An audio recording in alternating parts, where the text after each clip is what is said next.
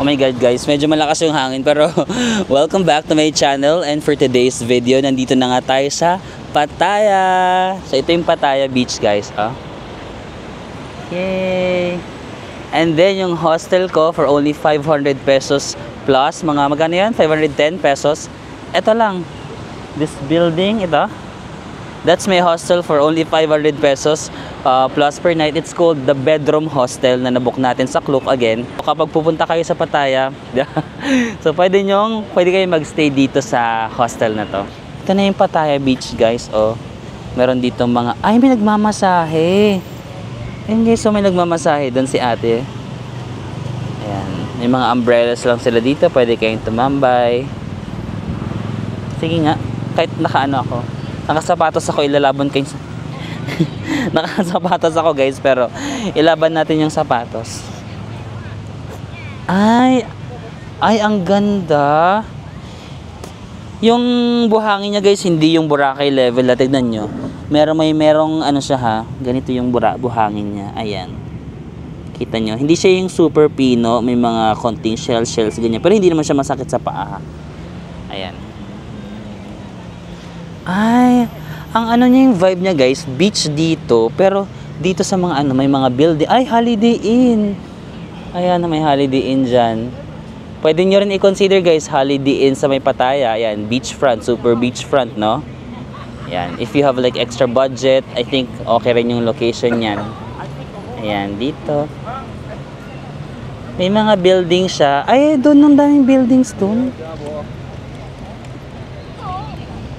Ayun, ang daming buildings. Tapos, ito is beach. Parang ang nare-remember ko sa kanya is yung sa Da Nang. Diba? Nagpunta tayo sa Da Nang, Vietnam. Ganito yung vibe niya na parang beach dito. Tapos, dito is city. Ganon. Beach, city by the beach? Or beach by the city? Ano yung tama? City by the beach? Or beach by the city? Sino yung mag-a-adjust? Yung city or yung beach? Charing. Dapat ba? Sige, city. Parang mas maganda yung city by the beach. No? Sige, yun na lang. Baguhin na lang natin next time kung mali. Charing. Sobrang lakas ng hangin. Tignan nyo yung kung obvious sa hair ko, no? Malakas yung... Ang problema ko, yung audio ko. Buti na lang talaga may microphone ako, guys. Sobrang laking tulong ng microphone ko. DJI din to. Kung gusto nyo, pwede kong malink sa below. Nabili ko lang to sa Lazada din. Pero super laking tulong sa pagbablog na ganito kapag mahangin, kasi yung audio very important din, no? Guys, ay may natumba pa. Natumba yung batang nag-i-smile nag-smile yan siya sa akin kanina, nakita niya may camera ako. Makulit, natumba tuloy siya. Ayan guys. May mga speedboat doon. So that, ay ayun yung Pattaya na sign. Kita ba ng camera ko? Ayun na pala yun, oh. Pattaya. Basa ba? Ayan, may nakasulat dyan. Pattaya. Kasi yan, may mga buildings siya dito. Charan! This is the beach. So guys, it's my first afternoon pa lang dito sa Pattaya, no? But so far, I'm liking the vibe. Kasi nga, beach siya dito sa left. And then, sa right is city. Ito nga yung hostel ko guys, no? Yung The Bedroom Hostel Pattaya. Saan na? Ito. Ito may nakasulat na tattoo. Ayun pala yan. Sana? Hindi ko makita sa camera. Nasaan ba? Ito. Yan, ito. Pero ngayon, explore muna natin yung city side, no? Although naglakad lang tayo ng konti sa beach, pero parang mas gusto ko explore muna yung dito na side sa may city kasi nagugutom ako, guys. Tapos nag-search ako ng pwede natin puntahan. Meron palang sikat na mall dito. It's called Terminal 21. At 12-minute walk lang siya from my hostel. So, tara maglakad tayo papuntang Terminal 21. Doon na lang siguro tayo kumain. Ito yung hostel ko, oh. Ayan. That's my hostel. Cutie, no? Saan ba tayo maglalakad? Doon or dito? Pwede tayo maglakad dyan. Or dito. Sige, dito tayo maglakad.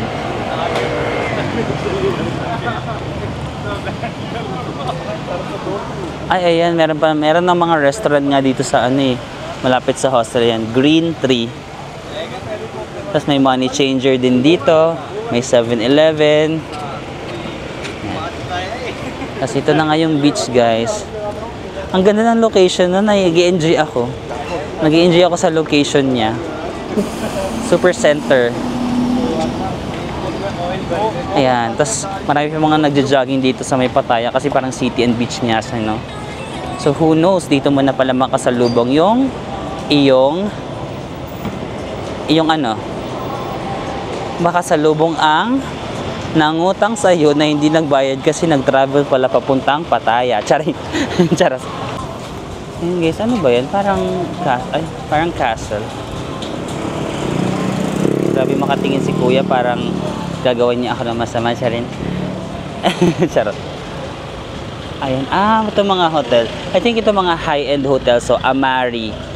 Ayan. Gusto niyo makonsider Amari. Check ko dito kung may ilalagay ko yung presyo niya dito. Ayan. Amari. Maganda rin. Ito yung Holiday Inn. Katabi lang kami ng Holiday. Ito yung Holiday Inn. Yung hostel ko doon lang. Katabi lang. Maganda rin yung location kasi nga beachfront. Na namang nagja-jogging guys. Kung gusto mo ng jowa na fit, ganyan. Ayan. Dito sa Pattaya. Marami nagja-jogging na fit. Nga pala yung beach nila guys, no? Yung sand, hindi siya like super pino. Tsaka yung water, hindi siya like super clear. For me ha, syempre as someone na galing sa Pilipinas, medyo mataas yung standard natin pag mga beach, di ba? Pag mga beach talaga, medyo mataas yung standard natin. Kasi sa Philippines, like, yung sand natin, white talaga. Tapos, clear talaga yung water, no? So, para sa akin, yung sand, hindi siya like the best. Pero okay lang. Okay naman, hindi siya masakit. And then, yung water, like, hindi siya yung crystal clear na like sa ibang mga beach sa Philippines. Pero I like the vibe kasi nga city and beach. Kumbaga pag i-combine mo yung beach tsaka city, ang ganda kasi ng vibe na parang naibibigay niya, no? Tapos para siyang Boracay na nandun yung beachfront, tapos meron din silang main road. Ito yung parang main road nila. Meron ditong parang palengke, oh. Palengke ba yan or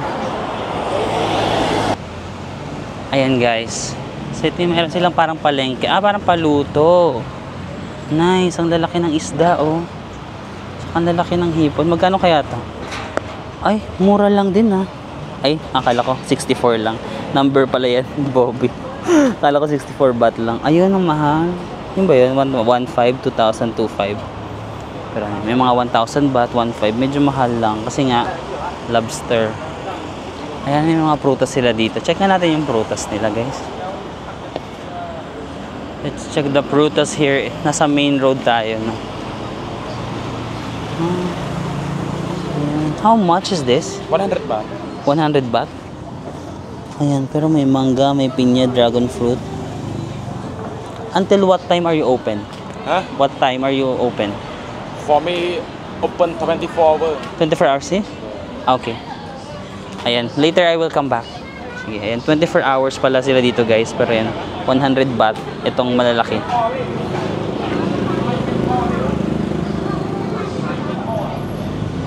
Medyo nagugutom na ako, pero baka mahal dito. Pero i-try natin itong kanilang market, di ba? Para maganda dito kumain, oh. Maganda yung vibe. Pero mahal yata, eh. Ayan guys. Meron silang mga ganito kung gusto nyo alimasag 750. Pero siyempre hindi tayo magaganyan. May mga 100 naman. Ayan. Mga fried rice, no? Pwede.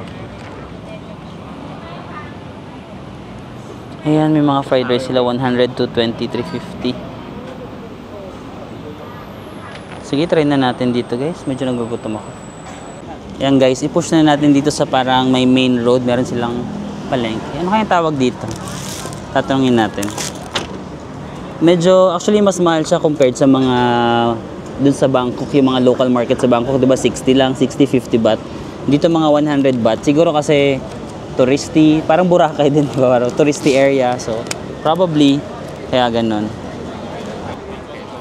Yan, siguro kung madami kayo kasi 2,000 kilogram. Ano daw? Pili ko kung 2,000 baht. Kung marami naman kayo siguro na mag-share. Pero 750 baht, mga parang 1,000 pesos yun guys, no? Yan. Parang hindi ako willing. Hindi ako willing gumasto ta 1,000. Wait lang, doon lang tayo sa mga for single and ready to mingle na mga ano, na mga potahe. Ay, tom yum. Parang gusto ko lang tom yum. Kaso, ito 200 lang. Ayan na, nag-aabang tuloy si kuya sa akin kung anong...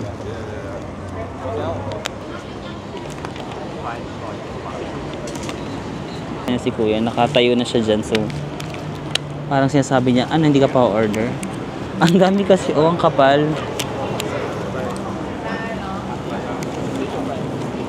Kaya wait lang ha, wait lang, please. Give me time. Give me time to check everything. Tomato omelette. Oyster. Parang gusto ko ng oyster omelette. Crab omelette. Ang mahal naman, 250. Hey guys, let's eat. Rinig niyo ba ako? Ito yung pork fried rice. May in-order pa ako na shrimp pad thai, di pa dumadating. And then itong coconut smoothie. Parang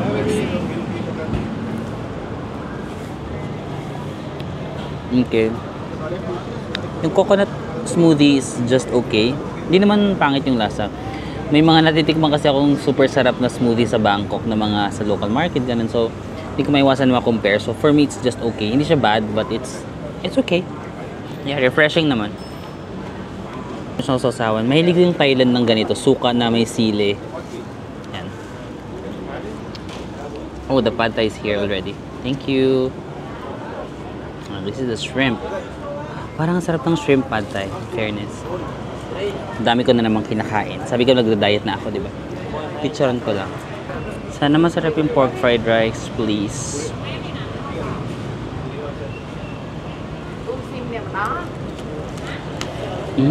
Fairness.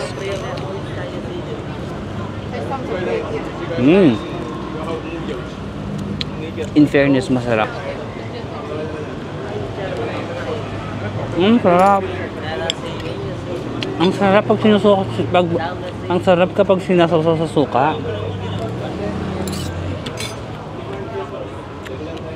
Masarap, guys. Love it. The shrimp pad thai naman. Meron silang binigay na ganito. Chili. Ito, ground chili ito. Asin ba to or asukal? I'm not sure. Open natin.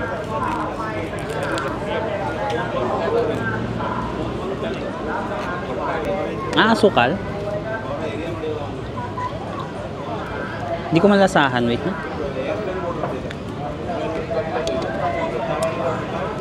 Sugar. Sugar tsaka chili. Parang yung na-try natin sa market doon sa nirecommend ni Opa. Yung nakain natin na matamis na pad thai. Ito ba yun?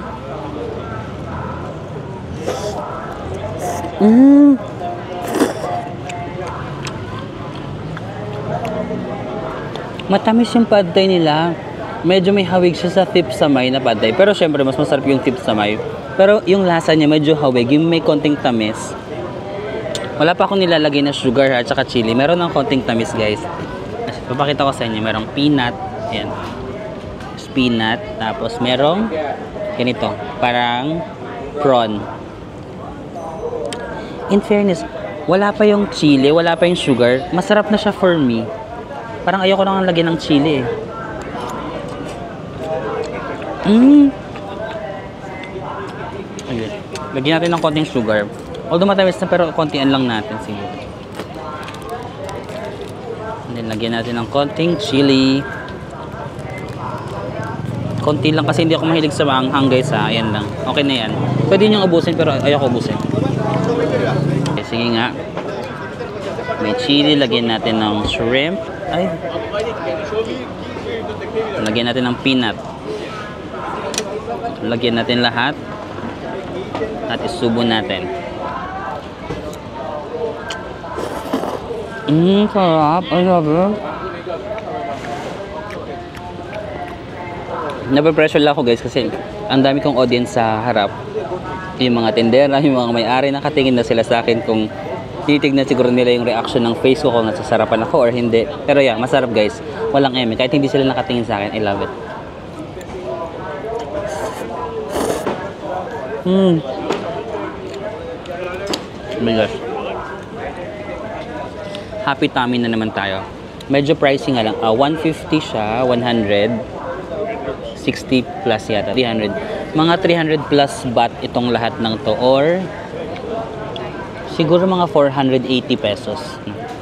Medyo mahal siya. For my standard, mahal siya. Pero first night naman natin sa Pattaya. So go lang yan. Pag first night, okay lang gumastos.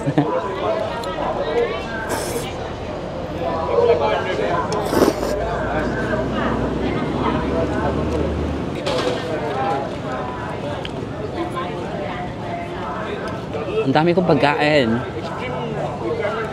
Hindi naman sa pag-aano pero hindi naman ako masyadong gutom. Guys, dumadami na pa rin tao. Tapos tayo kumain sa ano kayang pangalan sa ano na to? Chinatown? Hindi ko kasi alam kung anong pangalan kasi naka-Chinese, oh. Basta katapat siya ng ito, Siam Siam. Itong Siam Siam na hotel sa may main road. Chinatown, parang Chinatown. Do you know the name of this? Thailand What? Thailand Chinatown. Chinatown? Okay, thank you. So, Chinatown. This is Pattaya Chinatown. Thank you. So kung merong Chinatown sa Bangkok, meron din sila ditong Pattaya Chinatown. Okay. So dito pala ako kumain sa Chinatown, Pattaya. Roti. Ang cute. Madami mga Chinese dito. Parang pansin ko dito sa Pattaya, ang daming Chinese tsaka maraming Indian. No? Yun yung maraming ano nila dito. Ay, parang sarap niya, no? Pork ribs. Wala, favorite ko pa naman yung pork ribs. Magkano? Ayun na, 300 baht. Lamb ribs, grilled beef. Chick. Pork ribs, 100 baht? Uy, 100 baht lang. 100 baht lang guys ang pork ribs. Sige, next time. Next time dyan tayo kakain. Ay, 100 baht yung pork ribs. Try natin next time kasi walking distance lang naman ako dito. Andyan lang yung hotel ko sa may Pagtagos lang eh. Yan. Meron din kayo nandito ng mga ramen. In fairness, merong Starbucks dito. No? Ay, meron din pala ditong night market. Central Marina. Ayan.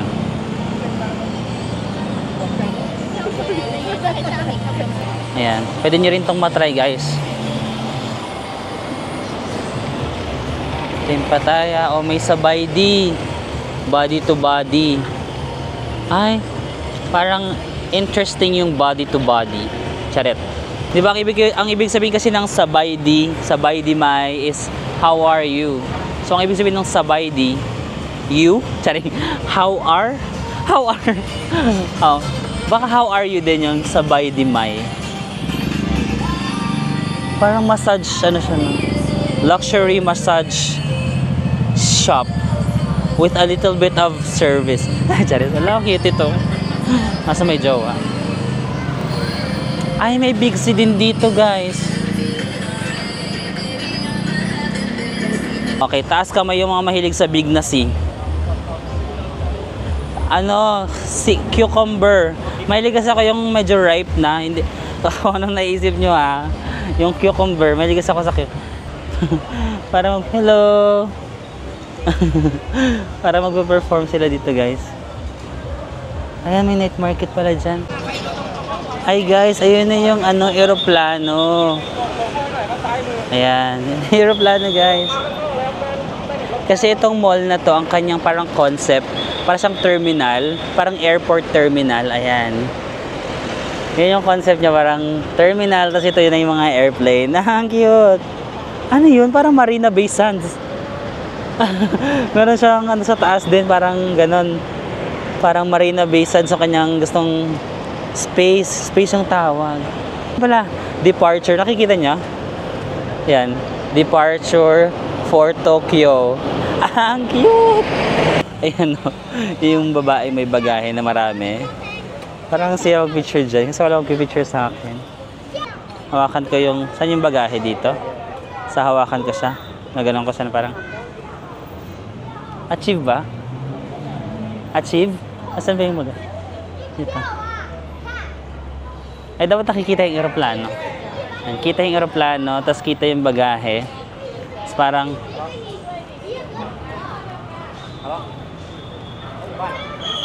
Para akong tanga.